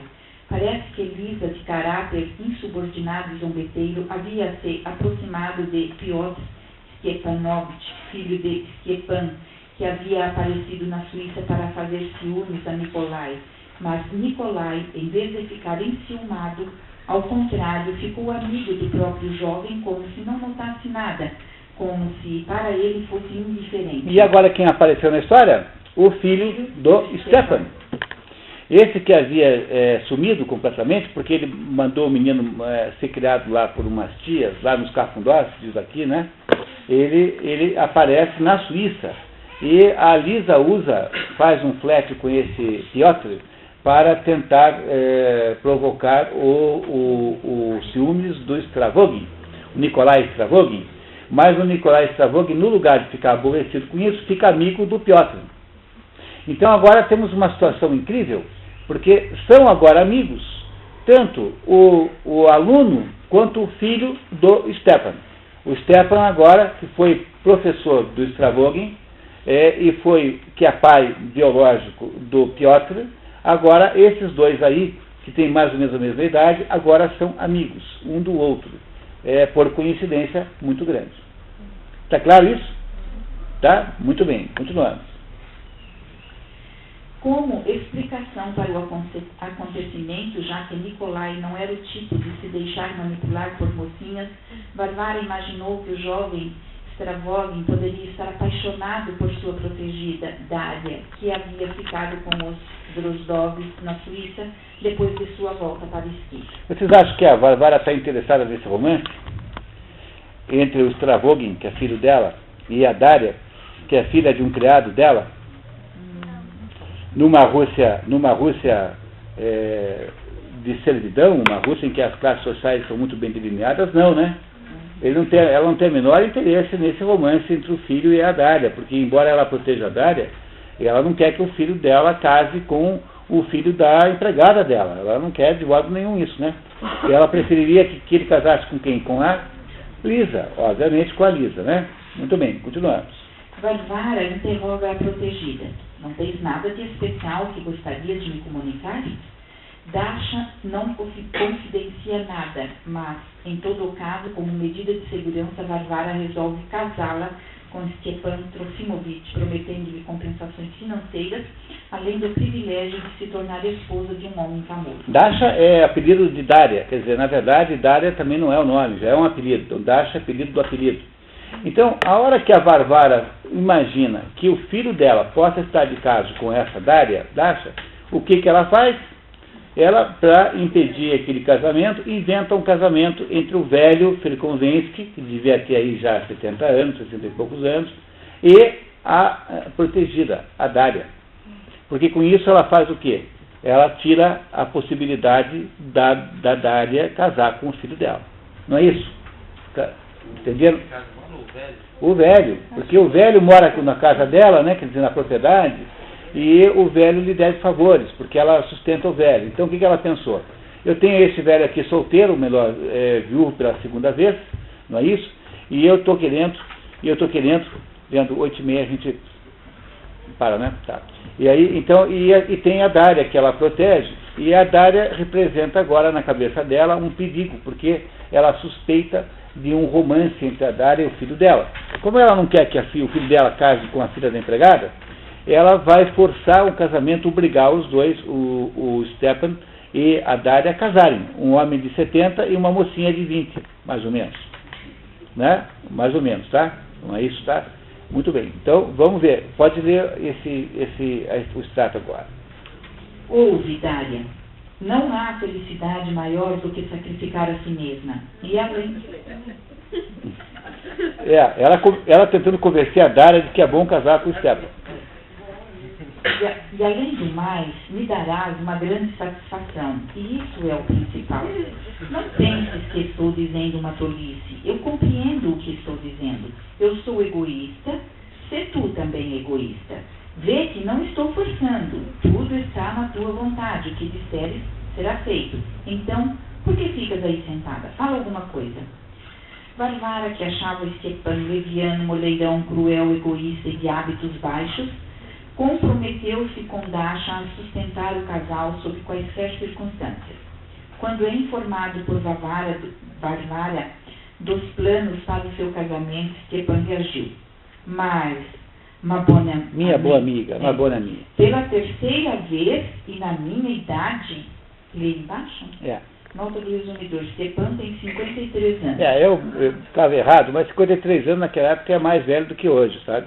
Do que hoje, 53 anos, tá? Não é tão velho assim, mas naquela época era velho sim, tá? Mas a menina deve ter 20, por aí, essa Dasha. Eles já estão todos na mesma cidade, já o filho do Stepan? Não, senhora.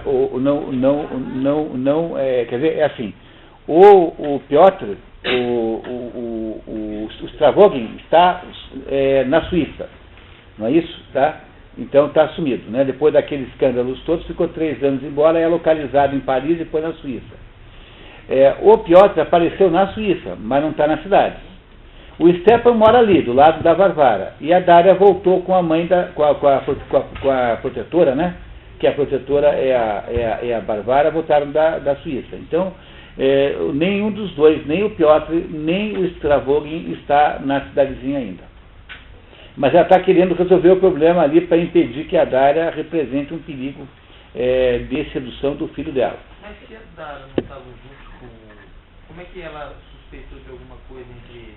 Porque ela veio antes e depois, quando a Praskovia conta para ela que o filho está agindo errado, estranho, porque o filho não está mais tratando bem a Lisa, então ela faz o seguinte, conta, né? Coisa de mulher, né? Falou assim, já sei, entendi tudo.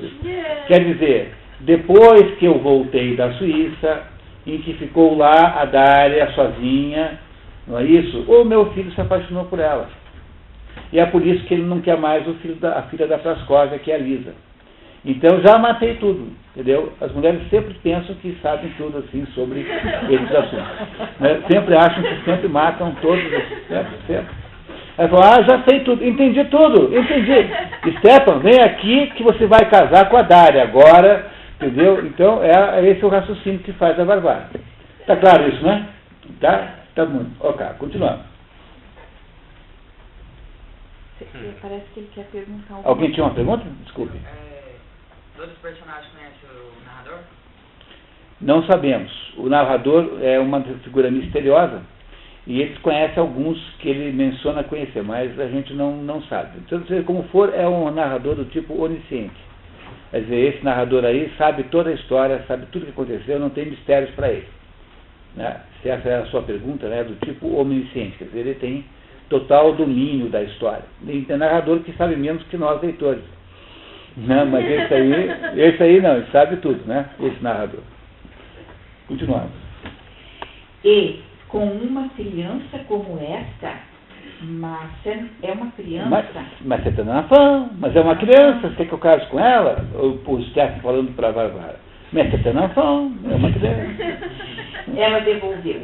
Uma criança de 20 anos, graças a Deus. Não revire as pupilas, eu lhe peço, você não está no teatro.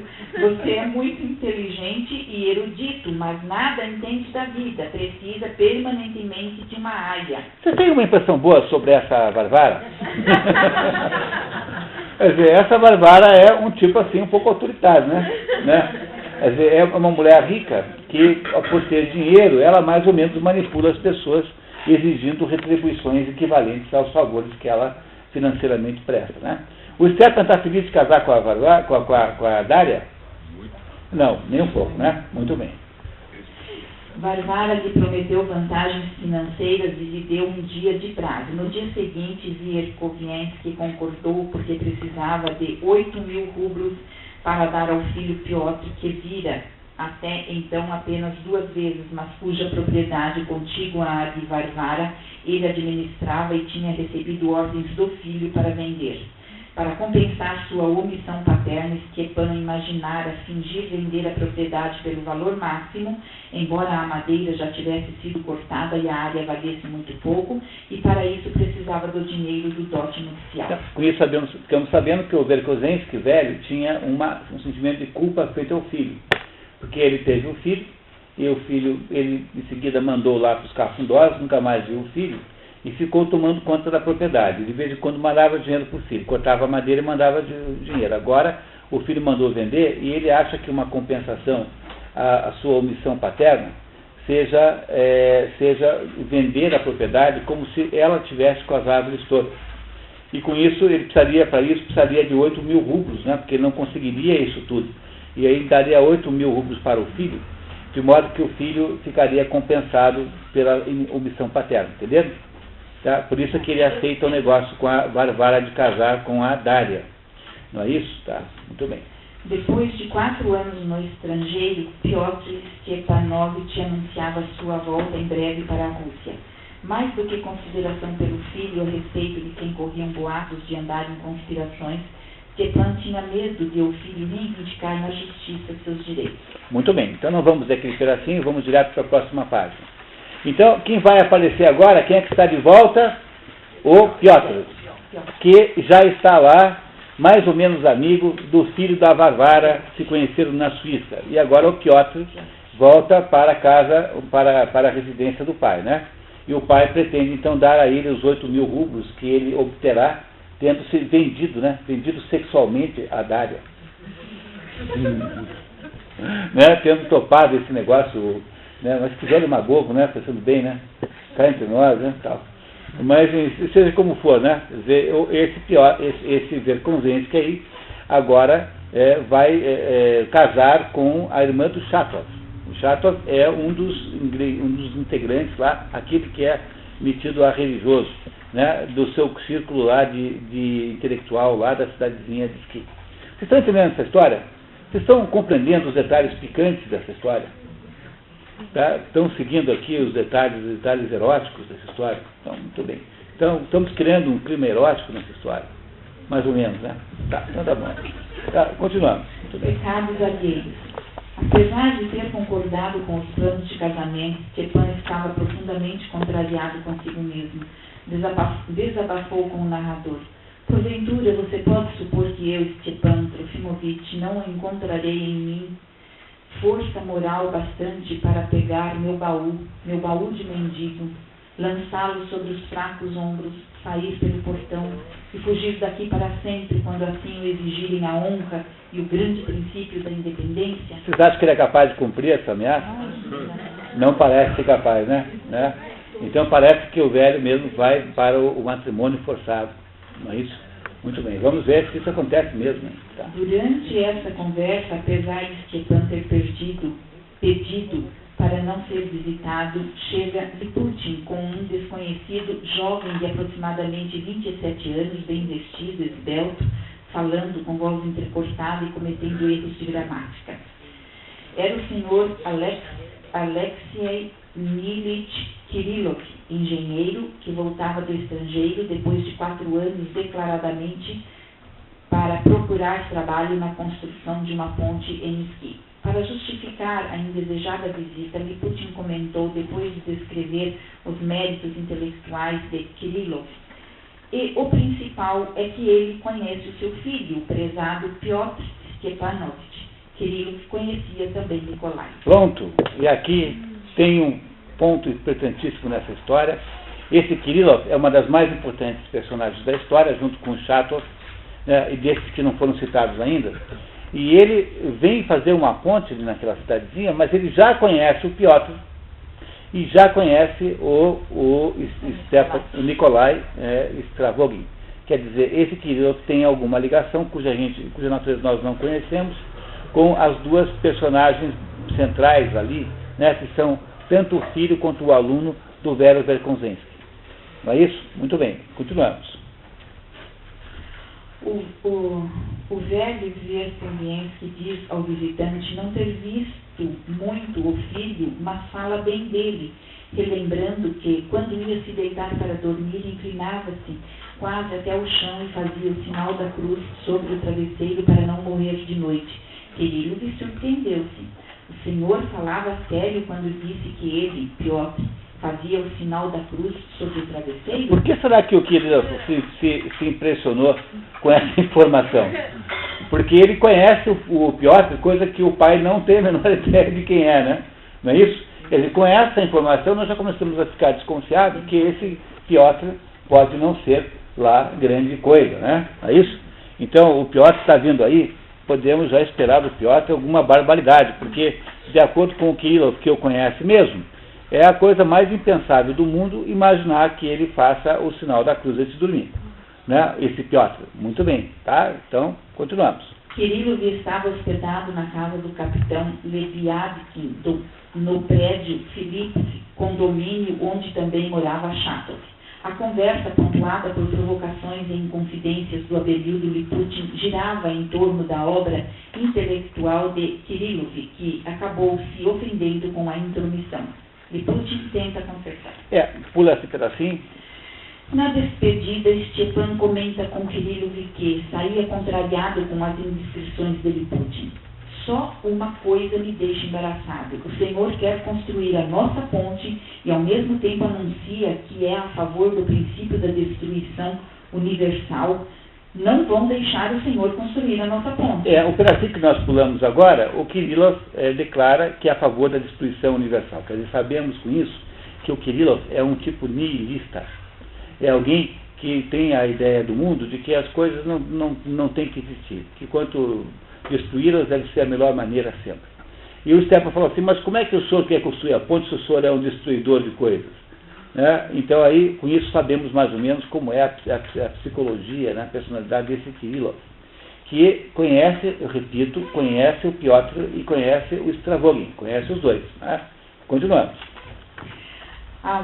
Na porta da casa do Stepan, o bisbilhoteiro Liputin contou a Stepan e ao narrador que Kirillov havia levantado um barulho com o capitão Lebiadsky, porque este último açoitava todos os dias com um chicote cossaco sua irmã Maria Timofeyevna, que era louca e aleijada e que havia sido resgatada pelo irmão de um mosteiro onde estava, por assim dizer, escondida dele. Essa personagem é importantíssima. A Maria, ela é louca, e ela é irmã daquele capitão Leviatkin, que é uma pessoa de muitos maus princípios, assim, é um sujeito interesseiro, vil, um sujeito oportunista, e ele maltrata a irmã, esse Maria. E o Kirillov, que mora lá, observou um desses episódios e defendeu a moça, né? Teve lá um problema com o Leviatkin.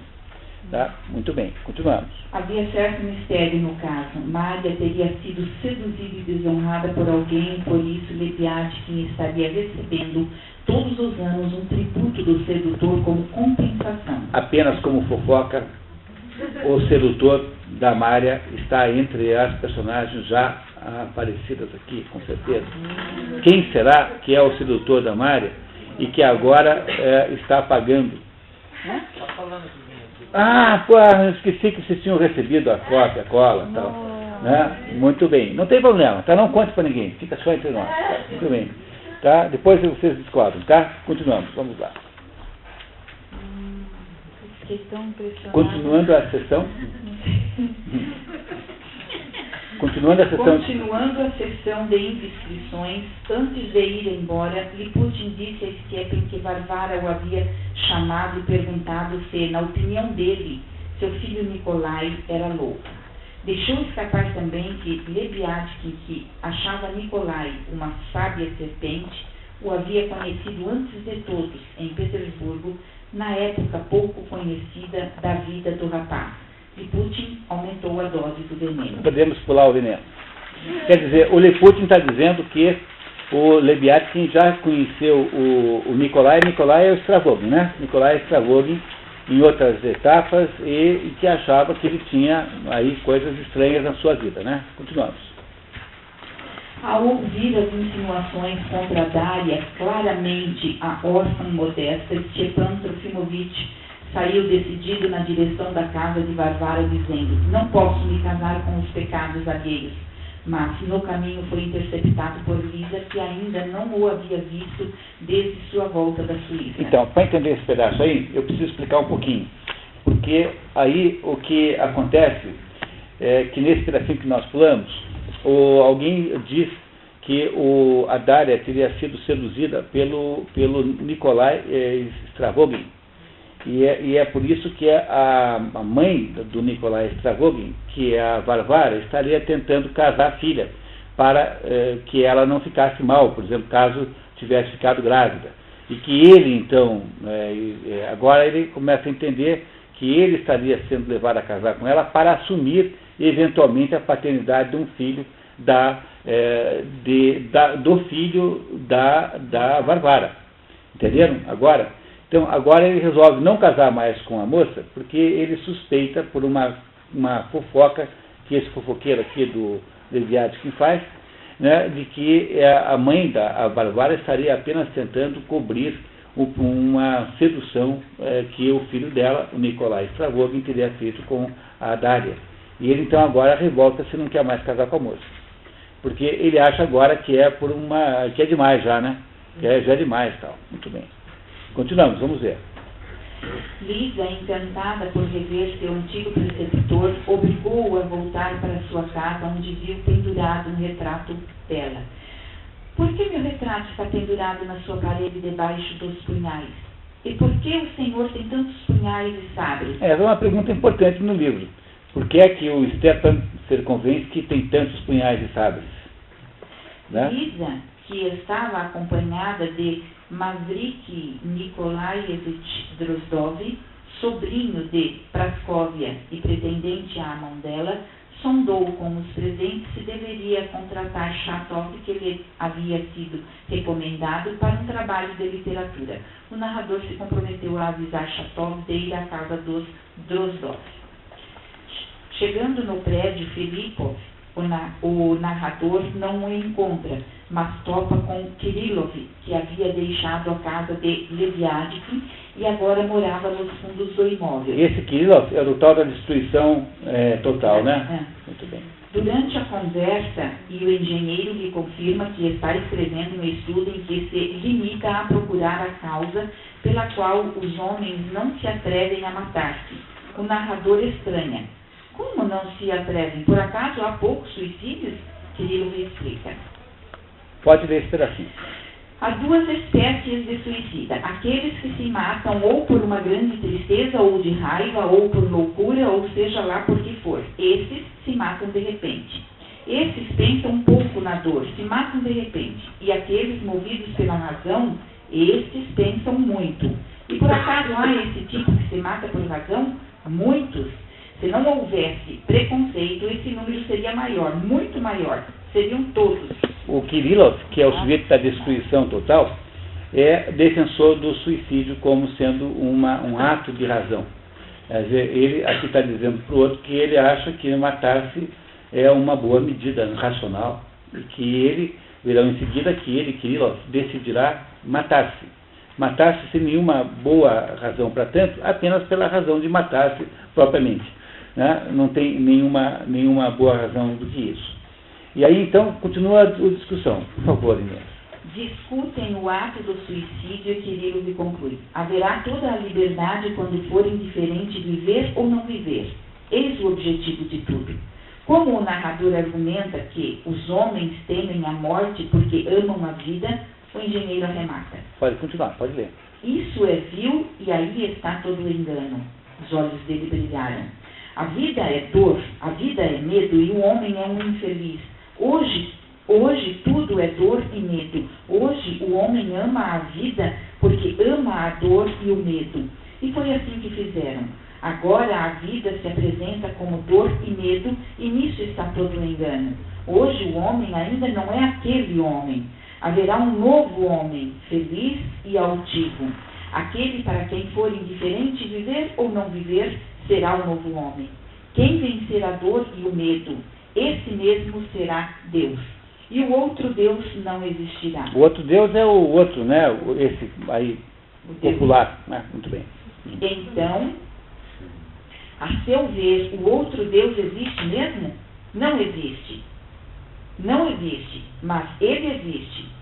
Na pedra não existe dor. Deus é a dor do medo da morte. Quem vencer a dor e o medo se tornará Deus. Então haverá uma nova vida, então haverá um novo homem, tudo novo.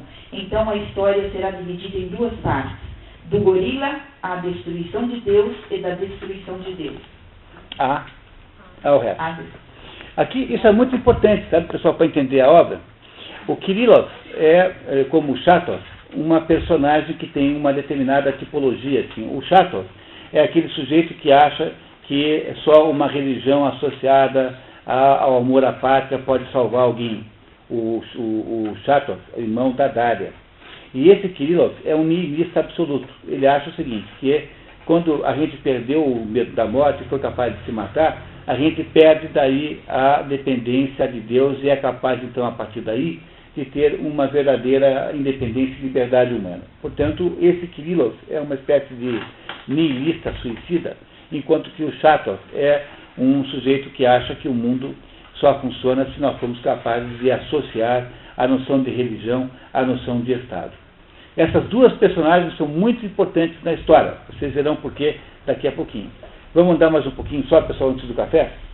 Na saída da casa de Kirillov, o narrador encontra Leviatkin e Liputin, que estão chegando. O capitão, bêbado, faz patéticas declarações de amor a Lisavieta e o intrigante Liputin reafirma que o capitão tem relações especiais com Nikolai e que teria comprado a propriedade deste.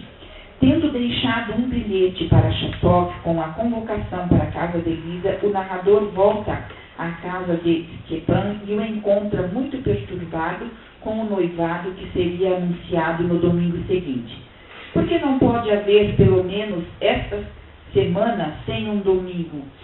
Se le miracle existe? Se le miracle existe, se existe milagre, por que nesta semana em que eu vou noivar, no domingo, talvez não tivesse domingo nenhum?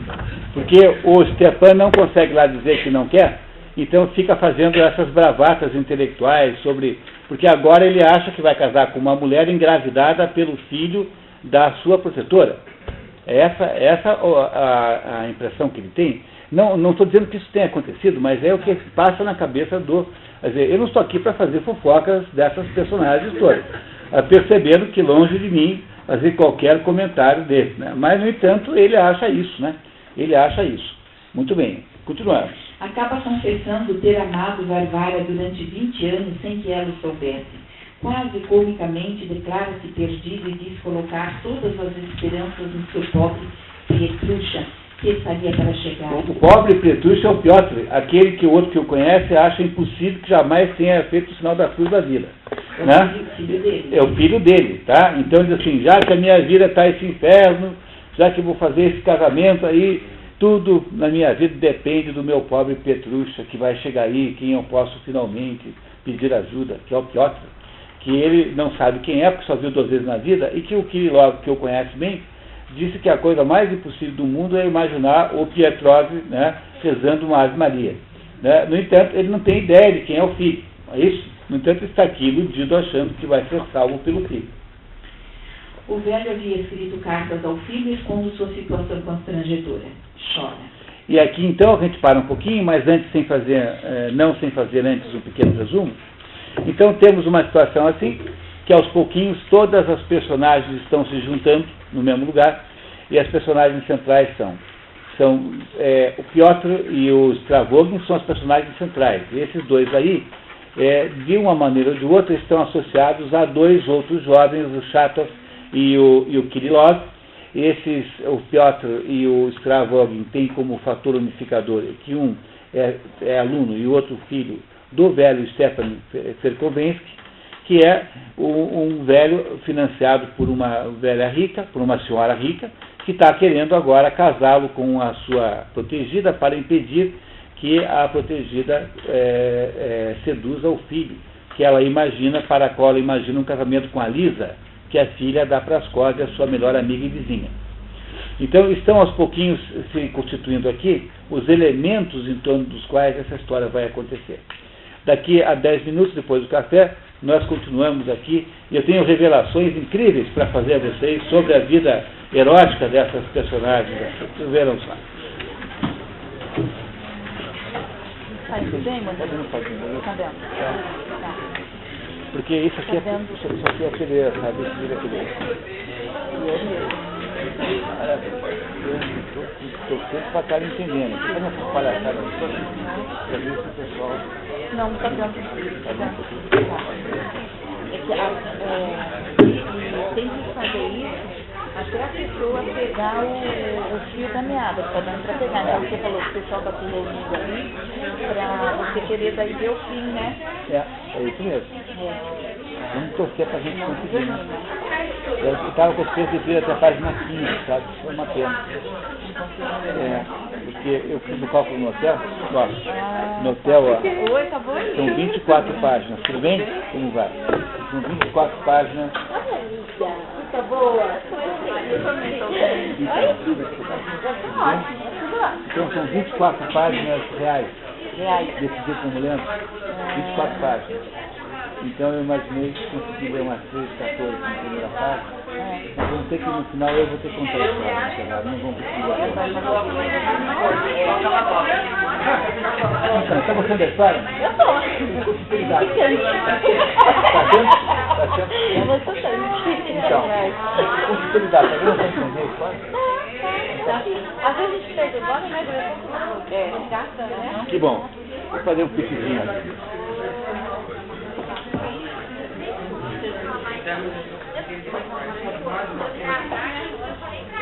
Não.